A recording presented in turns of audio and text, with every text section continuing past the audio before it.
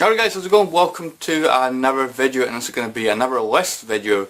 Today I'm going to be doing my top 5 Crash Bandicoot levels of all time. So yeah, I was going to do like 10, like a top 10 like what I did with Sonic, but I feel like, you know, Sonic there's more levels to choose from because obviously each level is different. With Crash Bandicoot, like the levels are, you know, quite often themed. So you got like different themes, you know, like 3 or 4 levels sometimes per theme. So yeah, I think a top 10 I don't know, I think I'd be choosing way too many levels, because I do want to do a top 5, you know, least favourite Crash Bandicoot levels as well. So yeah, I was thinking narrow it down, make it a top 5 for this. So yeah, I hope you guys enjoy this. I'll do what I do more of these like type list kind of videos. Maybe try and do it once a week or something maybe. You know, obviously last week I did my top 10 least favourite Sonic the Hedgehog levels. So yeah, I do want to keep this up. I do enjoy doing this. You know, these are fun to make. So yeah, top 5 favourite Crash Bandicoot levels. So I'm only going to count, you know, Crash Bandicoot 1, Crash Bandicoot 2 and Crash Bandicoot 3. I don't really remember, you know, Wrath of Cortex too much. I did quite enjoy that game. You know, I do know like, a lot of people are mixed about it, but I did quite enjoy Wrath of Cortex on PS2. I thought it was a good game. Load times were awful, but the gameplay itself I thought was, you know, was pretty decent. But I feel like I'm not familiar enough with those levels. I don't remember them, you know, enough to, you know, judge them. So yeah, we're just going to be doing Crash 1, 2 and 3. And unlike my Sonic the Hedgehog, you know, top 10s, I've actually got these in order, guys. I've actually taken the effort to put these in order. So the first time ever, guys, we've got a countdown. Isn't that exciting? So yeah, just want to say straight off the bat as well, in case you don't know, Crash Bandicoot 3 is my favourite Crash Bandicoot game of all time. Probably my favourite platformer on the PS1. It's one of my favourite platformers of all time. I think the only thing that would beat it would be, you know, Sonic the Hedgehog 2 and Sonic the Hedgehog 3. But yeah, Crash 3, absolutely tremendous game. So number 5, guys, we have got Crash Bandicoot 2 and we have got the snow themed levels. So we've got Snow Go, Snow Bez and Cold Hard Crash. Yeah, like I said, guys, I've got a thing for snow levels. I love snow levels and icy type levels in games. It's very rare is there like a game out there that has like a snow level or an icy level and I end up finding it like really boring or annoying. It just doesn't happen, and if it does, it's very, very rare. And of course Crash 2 is no exception. This is just a great set of levels. You know, you've got a soundtrack that fits the mood so well, you've got penguins that spin, you've got seals that come like sliding down on their stomachs, you've got skating across ice. There's just a lot to like about these levels. You know, it's got personality basically. You've got like the 2D kind of like sections with the, you know, the crazy hedgehogs that come charging at you, which are pretty damn funny to be honest. You've got like pillars that try and like squash you. I don't know, everything about this level I just really like, whether it be, you know, the music, the level design, the enemy design, everything about these levels I just really, really enjoy. So yeah, what else can I say, guys? I absolutely love these levels, and that is why it's made my list. So those levels are in 5th place. Next, in 4th place, we've got Crash Bandicoot 3, and we have got the Coco Jet Ski levels. Yeah, I absolutely love these levels to death. A lot of people are mixed on these levels. I'm not really sure why.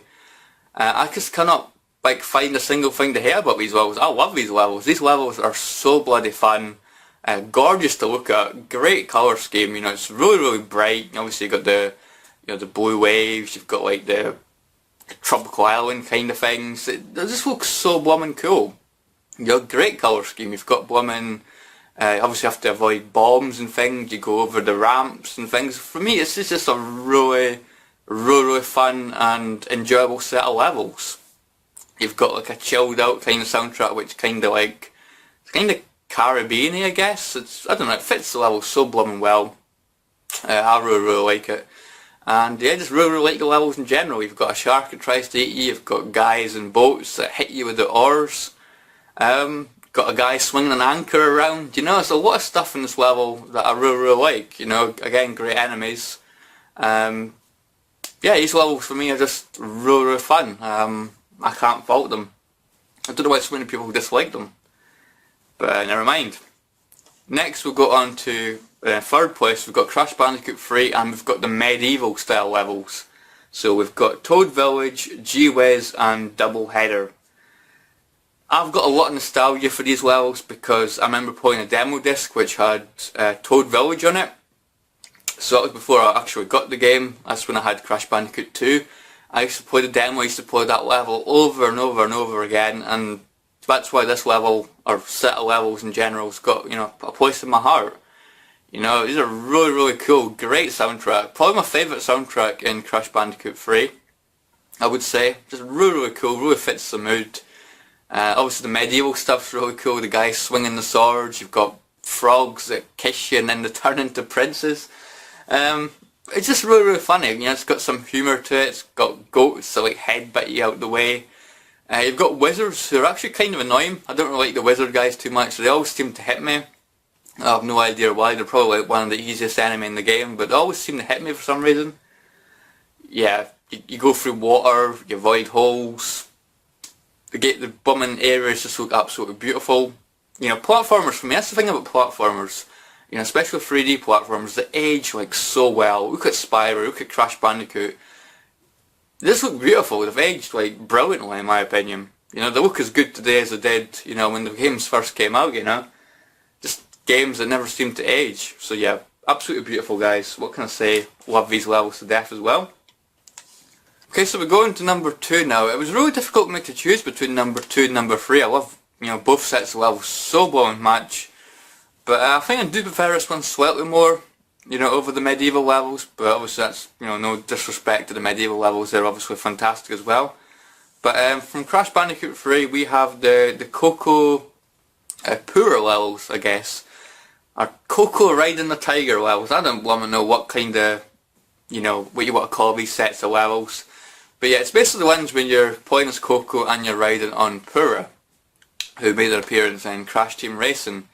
Yeah, these levels are just so fun. Obviously you're Coco, you're riding on a tiger. It's again another really like fast paced level. You can charge to make it go even faster. Yeah, just something about these levels just really, really hooked me. I'm kind of sad there's only 2 of these levels in the game.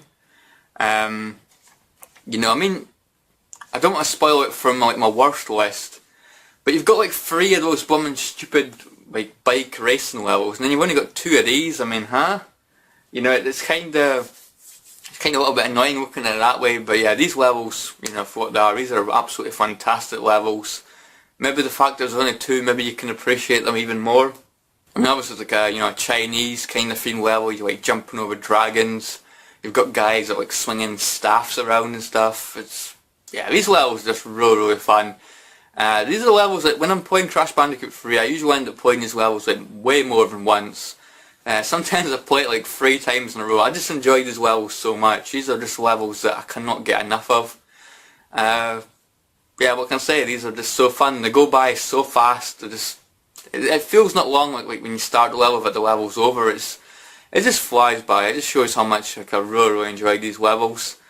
Soundtrack for these levels, I suppose it's fitting. It's not really something that I really listen to, you know, when I'm not playing the game. Unlike, you know, the medieval levels and stuff, but you know, I still think the soundtrack's really, really fitting, and these levels are just so much fun, so that is why it's made my top 2 spot. So anyway guys, that brings us to my number 1 Crash Bandicoot level of all time. So yeah guys, what could this possibly be? Number 2, I said I loved riding the tiger. What could possibly beat that? Maybe add some ice and replace the tiger with a polar bear?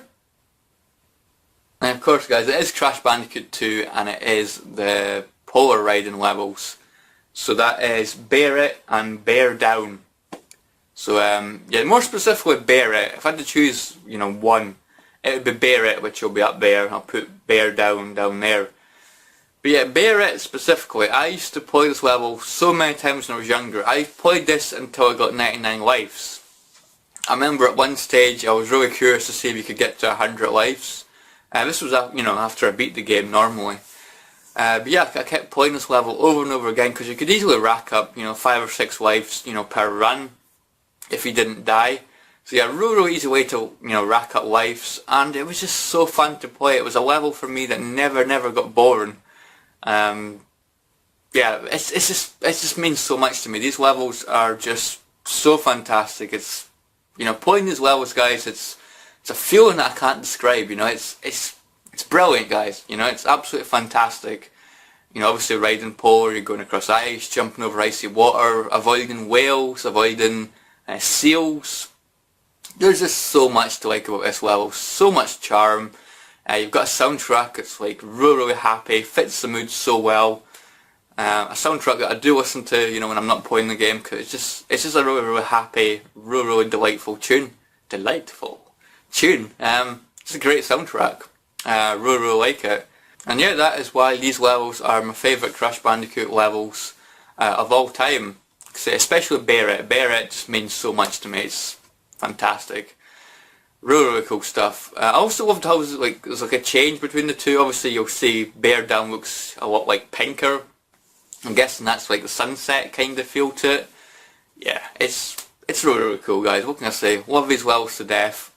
And yeah, definitely deserved a top place on my list. Anyway guys, I hope you guys have enjoyed this video. That is my top 5 favourite Crash Bandicoot levels of all time.